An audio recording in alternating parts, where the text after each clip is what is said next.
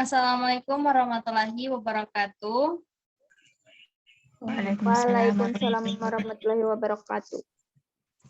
Baik, kami dari kelompok 3 akan mempresentasikan materi yang berjudul peran dan fungsi kepemimpinan. Saya pribadi bertugas sebagai moderator, yaitu Rahmatia Wajo, dan saya bersama 7 rekan saya, yaitu Ririn Lole, Sri Anggita Mahmud, Elwia Kailan, Ahmad Hosi, Imelda Jakir, dan Elwia Kailan.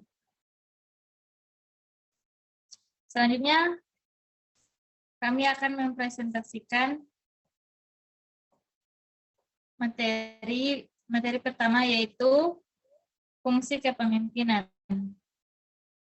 Tugas pokok seorang pemimpin yaitu ada 5. Yang pertama mengantarkan, yang kedua mengelompokkan, yang ketiga memberi petunjuk, yang keempat mendidik, yang kelima membimbing. Agar organisasi dapat mencapai tujuan, anggota kelompok perlu mengikuti jejak pemimpinnya. Cara ini dapat dilaksanakan secara baik jika seorang pemimpin menjalankan fungsinya sebagaimana mestinya. Selanjutnya, slide kedua akan dijelaskan oleh rekan saya. Baik, terima kasih. Fungsi kepemimpinan. Fungsi kepemimpinan itu ada 5. Yang pertama itu fungsi perencanaan, yang kedua fungsi penetapan visi, yang ketiga fungsi pengembangan loyalitas, yang keempat fungsi pengawasan, dan yang kelima yakni fungsi pengambilan keputusan. Saya akan menjelaskan fungsi perencanaan.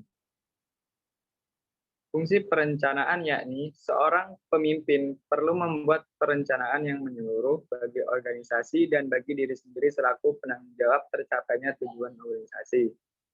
Manfaatnya antara lain, yang pertama, perencanaan merupakan hasil pemikiran dan analisa situasi dalam pekerjaan untuk pedoman apa yang akan dilakukan. Yang kedua, perencanaan berarti pemikiran jauh ke depan disertai keputusan-keputusan yang diambil berdasarkan fakta-fakta yang ada. Yang ketiga, perencanaan berarti proyeksi atau penempatan diri ke situasi pekerjaan yang akan dilakukan dan tujuan atau target yang akan dicapai. Perencanaan meliputi 2 hal, yaitu yang pertama, perencanaan tidak tertulis, yakni digunakan dalam jangka pendek, ada keadaan darurat, dan kegiatan yang bersifat rutinitas. Yang kedua, yakni perencanaan tertulis, digunakan dalam kurun waktu jangka panjang bila dianggap penting, biasa dilengkapi dengan prosedur yang diperlukan. Setiap rencana yang baik akan berisi yang pertama maksud dan tujuan yang tetap dan dapat dipahami dengan cepat.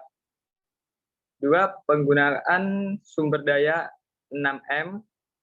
Yang ketiga, cara dan prosedur untuk mencapai tujuan tersebut.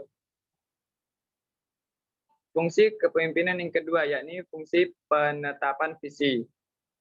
Fungsi penetapan visi yakni seorang pemimpin yang senantiasa memiliki visi ke depan, berarti selalu waspada terhadap berbagai kemungkinan yang akan terjadi. Hal ini memberikan jaminan bahwa jalannya proses pekerjaan ke arah yang dituju akan dapat berlangsung terus-menerus tanpa mengalami hambatan dan penyimpangan yang merugikan. Oleh sebab itu, seorang pemimpin harus peka terhadap perkembangan situasi baik di dalam maupun di luar organisasi, sehingga mampu mendeteksi hambatan-hambatan yang muncul, baik yang kecil maupun yang besar. Baik, selanjutnya akan dipresentasikan oleh Saudari Imelda Jakir. Dipersilakan. Baik, yang ketiga yaitu fungsi pengembangan loyalitas. Pengembangan loyalitas tidak saja di antara pengikut, tetapi juga untuk para pemimpin tingkat rendah dan menengah dalam organisasi. Untuk mencapai kesetiaan ini, seorang pemimpin sendiri harus memberi teladan baik dalam pemikiran, kata-kata maupun tingkah laku sehari-hari yang menunjukkan kepada anak buahnya. Pemimpin sendiri tidak pernah mengingkari dan menyeleweng dari loyalitas. Segala sesuatu tidak akan dapat berjalan sebagaimana mestinya. Yang keempat yaitu fungsi pengawasan. Fungsi pengawasan merupakan fungsi pemimpin untuk senantiasa melihat pelaksanaan rencana. Dengan adanya pengawasan, maka hambatan-hambatan dapat segera ditemukan untuk dipecahkan sehingga semua kegiatan kembali berlangsung menurut acuan yang telah ditetapkan dalam rencana. Baik, yang kelima akan dilanjutkan oleh Sri Anggita Mahmud. Dipersilahkan. Baik, fungsi yang kelima yaitu fungsi pengambilan keputusan. Pengambilan keputusan merupakan fungsi kepemimpinan yang tidak mudah dilakukan. Oleh karena itu, banyak pemimpin yang menunda untuk melakukan pengambilan keputusan, bahkan ada pemimpin yang kurang berani mengambil keputusan. Metode pengambilan keputusan dapat dilakukan secara individu, kelompok tim atau panitia, dewan, komisi, referendum, mengajukan usul tertulis, dan lain sebagainya. Materi selanjutnya akan dilanjutkan oleh rekan saya.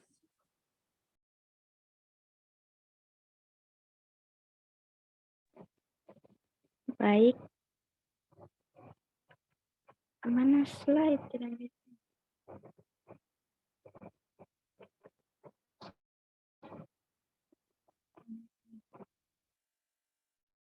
Slide dia.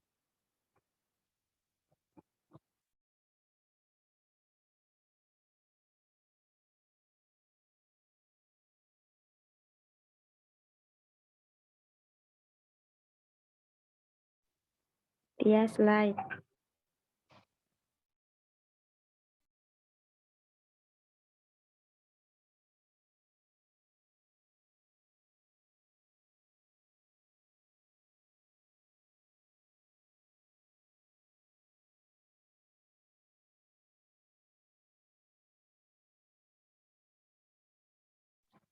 Baik, selanjutnya identifikasi peran pemimpin. Yang pertama, peran hubungan antar pribadi. Peran hubungan antar pribadi adalah aktivitas yang digunakan dalam peran ini antara lain kegiatan seremonial sehubungan dengan jabatan yang melekat pada pemimpin. Karena pemimpin memiliki jabatan yang tinggi, maka aksennya pemimpin tersebut harus selalu mengadakan kontak tertentu pada pihak-pihak luar. Peran ini dibagi atas 3, yaitu yang pertama peran sebagai tokoh, yang kedua peran sebagai pemimpin, dan yang ketiga yaitu peran sebagai penghubung. Selanjutnya akan dilanjutkan oleh rekan saya. Baik, selanjutnya yaitu peran yang kedua yaitu peranan yang berhubungan dengan informasi, yaitu pemimpin melakukan hubungan keluar untuk mendapatkan informasi dari luar organisasinya. Informasi didapatkan dan dikumpulkan oleh pemimpin perusahaan yang kemudian dibagikan kepada karyawannya. Berikut menjadikan pemimpin sebagai pusat bagi organisasinya, di antaranya yaitu pertama, peranan sebagai pemonitor, yang kedua peranan sebagai pembagi informasi, dan yang terakhir peranan sebagai juru bicara. Selanjutnya akan dilanjutkan oleh rekan saya. Baik, yang ketiga adalah peranan pengambilan keputusan, yaitu peranan yang membuat pemimpin terlibat dalam proses pembuatan strategi di dalam organisasi yang dipimpin. Proses pembuatan strategi ini secara sederhana dinamakan sebagai suatu proses yang menjadikan keputusan-keputusan organisasi dibuat secara signifikan dan berhubungan. Peranan pengambilan keputusan oleh pemimpin merupakan yang tidak boleh, tidak harus dijalankan. Lagi pula peranan ini yang membedakan antara manajer dengan pelaksana.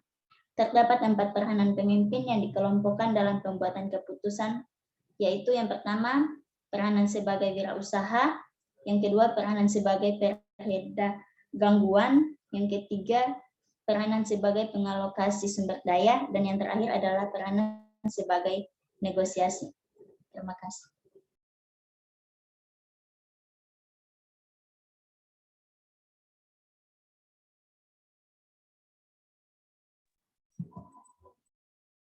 Baik, terima kasih. Itulah presentasi dari kelompok 3 Lebih dan kurangnya mohon maaf. Wassalamualaikum warahmatullahi wabarakatuh. Waalaikumsalam warahmatullahi wabarakatuh.